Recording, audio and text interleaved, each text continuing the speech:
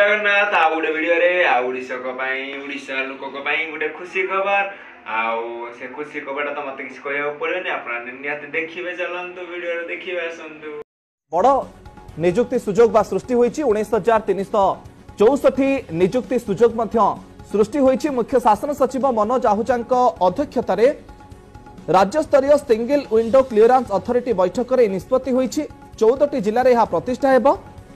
रासायनिक पदार्थ बयन शिल्प उत्पादन पैकेजिंग खाद्य प्रक्रियाकरण आईटी भित्तिभूमि एवं पर्यटन क्षेत्र में यह खर्च हेबो। এই নিবেশ দ্বারা 19,364 संभाव्य नियुक्ति सृष्टि हेब। मयूरभंज सुंदरगढ़ गंजाम जगतसिंहपुर बालेश्वर कटक भद्रक पुरी बौद्ध कोरापुट झारसुगुड़ा जगतसिंहपुर खोर्धारे यह प्रकल्प कार्यकारी हेब। तेबे 26 प्रकल्प को आज अनुमोदन मिली। देखिले तो खुशी खबर कौन एथर बुझ पाइले जी हम सरकार कहिदेले सेमिति करिया पई जाउछंती किंतु कि टिके टाइम लागिवो आ विरोधी पार्टी में जरो जति कहउतले कि एमिति होबनी सेमिति होबनी से मानको ए वीडियोटा देखिनियो आ से जिने कहउतले एटा करि पारे सेटा करे तम मुहरे कंपनी खुलियो एटा ग्यारंटी देना हम कहउछी। आ वीडियोटी यदि भलो लागिवो आपन नियाते कमेंट रे कहबे सरकार हमर ठीक करूछंती कि नाही कमेंट नियाते लाइक कर देबे आ सब भल लागले वीडियो को सब्सक्राइब कर देबे।